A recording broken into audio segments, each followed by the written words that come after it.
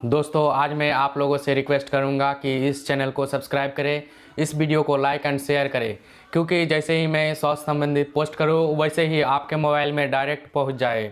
दोस्तों मैं हूं डॉक्टर परवेज खान और आपका हमारे यूट्यूब चैनल में स्वागत है। दोस्तों आज मैं बात करूंगा इरिटेबल बाउल सिंड्रोम के बारे में कि वो कौन सी होम रेमेडीज है जो आपको हेल्प कर सकती है। दोस्तों आप जानते हैं कि इरिटेबल बाउल सिंड्रोम कुछ उस तरह की प्रॉब्लम है जो आपको लगातार परेशान कर सकती है या रुक रुक के परेशान कर सकती है, क्योंकि हर समय आप अपने डॉक्टर के मदद नहीं ले सकते। आपको वास्तव में होम रेमेडीज़ पर ध्यान देने की ज़रूरत है। जहाँ तक आईबीएस से बचाव का सवाल है या अगर आपको आईबीएस के लक्षण से बचाव करना है तो आपको चीज़ों को पर्सनलाइज करने की ज़रूरत है। दोस्तों आप जानते हैं कि जो सिम्टम्स है इरिटेबल बाउल सिंड्रोम के वो अनकंफर्टेबल हो सकते हैं। आपको पेट में ऐंठन मरोड़े आ सकते हैं, आपका पेट फूल सकता है, आपका पेट में गैस बन सकती है, आपको बार बार लूज मोशंस हो सकते हैं या इस तरह के सिम्टम्स आपको बार बार आ सकते हैं। यह वास्तव में आपका क्वालिटी ऑफ लाइफ को फ़र्क डालता है, आपके रोज़मर्रा की ज़िंदगी को अफेक्ट करता है। तो वास्तव में आपको होम रेमेडीज़ को बहुत ध्यान से समझने की ज़रूरत है, क्योंकि बहुत सारी लाइफस्टाइल चेंजेज ऐसे हैं या होम रेमेडीज़ ऐसी है जिनसे आपकी जो सिम्टमेटोलॉजी है उसमें बहुत सिग्निफिकेंट रिलीफ पहुंचाया जा सकता है। इसलिए इन पर ध्यान देने की ज़रूरत है। ये भी आपको समझने की ज़रूरत है कि हर आदमी की बॉडी डिफरेंट है। क्योंकि हर आदमी की बॉडी डिफरेंट है तो जो इरिटेबल बाउल सिंड्रोम है वो अलग अलग बिहेव करता है। ऐसा नहीं है कि हम होम रेमेडीज़ मेरे लिए ठीक है वो होम रेमेडीज़ आपके लिए भी ठीक होगी। तो जो होम रेमेडीज़ हो वो अलग अलग लोगों के लिए अलग अलग रिजल्ट्स देती है। इसलिए अपनी होम रेमेडीज अपने लिए ही आइडेंटिफाई करिए। लेकिन अगर आपको लगता है कि आपने आइडेंटिफाई की जिससे आपका डिस्कम्फर्ट कम हुआ तो फिर नेक्स्ट टाइम उस होम रेमेडीज़ को दोबारा यूज करने की ज़रूरत है। अब सबसे पहले जो इसमें आता है वर्कआउट मीन्स एक्सरसाइज। साइंस ऐसा मानते हैं कि एक्सरसाइज करने से आपके जो स्ट्रेस है वो रिलीफ होती है, जिससे आपका डिप्रेशन कम होता है, इससे आपका एंजाइटी का लेवल कम होती है। अगर आप लगातार एक्सरसाइज करते हैं तो ये तीनों चीज़ें आपके नीचे की तरफ आती है। इसका मतलब ये है कि स्ट्रेस कम होगी, डिप्रेशन कम होगा, एंजाइटी कम होगी। साइंस ये मानती है कि आपकी जो इंटेस्टाइन है उसका जो डिस्कम्फर्ट है और उसका जो मूवमेंट है वह वास्तव में रेगुलर हो जाएगा। इन द साइंस स्ट्रेस कम होगी तो इंटेस्टाइन का जो कॉन्स्ट्रक्शंस है वो रेगुलेटेड हो जाएंगे और आपको जो डिस्कम्फर्ट है क्रैम्प है वो वास्तव में रीच की तरफ चले जाएंगे। नेक्स्ट है रिलैक्सेशन। अगर आप अपनी लाइफ स्टाइल में रिलैक्सेशन टेक्निक को इनकॉर्पोरेट कर देंगे तो साइंस ऐसा मानती है कि बेनिफिशियल हर आदमी के लिए है, हर एस्पेक्ट से है। बट जहाँ तक इरिटेबल बाउल सिंड्रोम का सवाल है इट स्पेसिफिकली हेल्प्स। तो इसलिए जो रिलैक्सेशन एक्सरसाइज है वो वास्तव में आपको ज़रूर यूटिलाइज करना चाहिए। नंबर 1 पर आता है डायफ्रामेटिव और एब्डोमिनल ब्रीदिंग एक्सरसाइज। नंबर 2 पर आता है प्रोग्रेसिव मस्कुलर रिलैक्सेशन। नंबर 3 पर आता है विजुअलाइजेशन और पॉजिटिव इमेजरी। ये जो 3 रिलैक्सेशन टेक्निक है ये वास्तव में रिकमेंडेड है bye international foundation for functional bowel disease कि अगर आप इन्हें हम अप्लाई करते हैं तो इरिटेबल बाउल सिंड्रोम के जो सिम्टम्स है उनको डिक्रीज करने में, कंट्रोल करने में बहुत सिग्निफिकेंट हमें बहुत मदद मिलती है। नेक्स्ट, क्या हमें डाइट में फाइबर को बढ़ाना चाहिए? देखिए जहाँ तक फाइबर का सवाल है it's a mix bags. Mix bags means कुछ सिम्टम्स को अनाउंस कर सकता है, कुछ सिम्टम्स को बेहतर कर सकता है।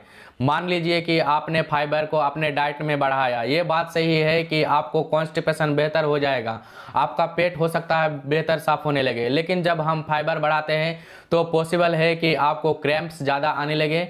इट इज़ क्वाइट पॉसिबल कि आपको गैस ज़्यादा बनने लगे। इट इज़ क्वाइट पॉसिबल कि आपको ब्लोटिंग के फीलिंग ज़्यादा आने लगे, जिसको एक्चुअली मिक्स बैग्स कहते हैं। तो जहाँ तक फाइबर का सवाल है साइंटिफिक रिकमेंडेशन आर कि अगर आपको फाइबर को बढ़ाने की ज़रूरत है, लेकिन अगर सिम्टम्स फ्लक्चुएट कर रहे हैं तो इन्हें धीरे धीरे बढ़ाने की ज़रूरत है, इकट्ठा करके बढ़ाने की कोशिश ना करें। बट साइंस ऐसा मानती है कि फाइबर के जो सप्लीमेंट्स है शायद आपको हेल्प कर सकते हैं। नौ, जहाँ तक डेयरी का सवाल है, साइंस ऐसा मानती है कि इसमें जो लैक्टोज है, मोस्ट ऑफ द पीपुल जिसे इरिटेबल बाउल सिंड्रोम है या जिन्हें CO जैसा एक पिक्चर है, वास्तव में इन पेशेंट्स में लैक्टोज इंटॉलरेंस होता है। अगर आपको लैक्टोज इंटॉलरेंस है, आप मिल्क या उसके प्रोडक्ट कंज्यूम करते हैं, तो because of the lactose consumption आपको जो सिम्टम्स है वो वर्जन होगी। तो इसलिए आपको जो लैक्टोज है और जो लैक्टोज जैसे पदार्थ है, पार्टिकुलरली मिल्क है, उसको शायद अलग करने की ज़रूरत है। एनीथिंग विच कंटेंट्स लैक्टोज वो आपके सिम्टम्स को वर्जन करेगा। नाउ, बहुत लोगों के हैबिट्स होती है कि अगर constipation variety of irritable bowel syndrome है तो OTC में जो लैक्जेटिव अवेलेबल होते हैं उसको उपयोग करते हैं। आपको मैं सावधान करना चाहता हूँ कि आप जो लैक्जेटिव यूज करते हैं उसको ध्यान से यूज करें। आपको वास्तव में इनको यूज करना है तो बहुत ही कम मात्रा में यूज करें, because over a period of time जो लैक्जेटिव है वह आपकी इंटेस्टाइन को डैमेज करने की ताकत रखते हैं। तो अगर आपको कॉन्स्टिपेशन प्रॉब्लम क्रिएट कर रहा है, आपको लैक्जेटिव रेगुलरली लंबे समय तक लेने की ज़रूरत पड़ती है, तो मैं ऐसा समझता हूँ कि आपको अपने डॉक्टर से बात करने की ज़रूरत है कि आपको कितनी ज़रूरत है और किस लैक्जेटिव की ज़रूरत है, सो दैट आपकी जो इंटेस्टाइन है वह वास्तव में डैमेज होने ना पाए। आपको अपनी जो फूड चॉइसेस है उनको वास्तव में स्मार्ट करने की ज़रूरत है कि आपको अपना खुद ही डॉक्टर बनने की ज़रूरत है, कि आपको देखने की ज़रूरत है ये कौन सी खाने की चीज़ें हैं जो आपके सिम्टम्स को वर्स करती है, ऐसी कौन सी चीज़ें हैं जो आपके सिम्टम्स को इम्प्रूव करती है। जो चीज़ें आपको खाने में सिम्टम्स को वर्स होते हैं उनको अवॉइड करने की ज़रूरत है। जिन चीज़ों को खाने से आपके सिम्टम्स इम्प्रूव होते हैं उनको अपने डाइट में इम्प्रूव करने की ज़रूरत है। बट साइंटिफिकली कुछ चीज़ें ऐसी है जो साइंस ऐसा मानती है कि आपके जो सिम्टम्स है वो वर्सन करने की ताकत रखती है। इनको ज़रा देखिए कि शायद ये आपको ट्रेवल कर रही है।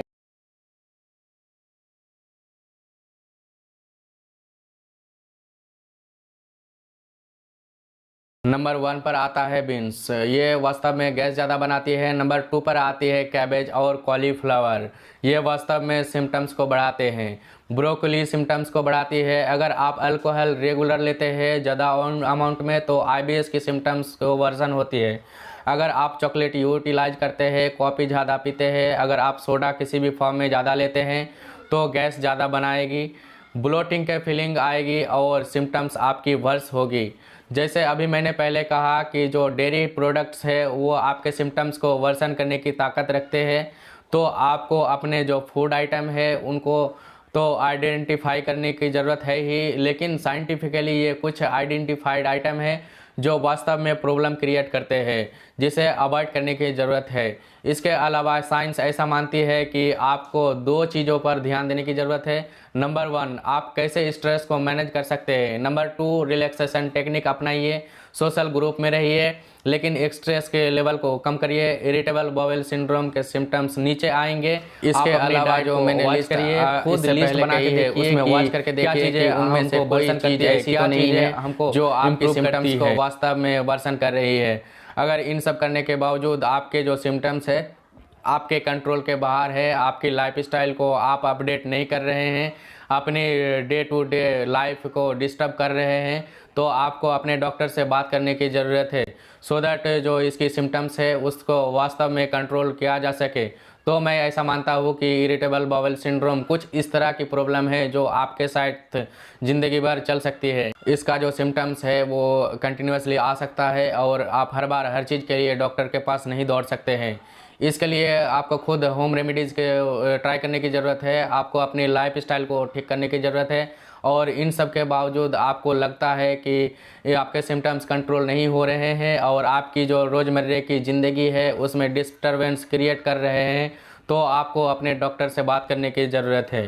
तो आज के वीडियो में बस इतना ही। मिलते हैं एक नए वीडियो में नई जानकारी के साथ। Thank you very much.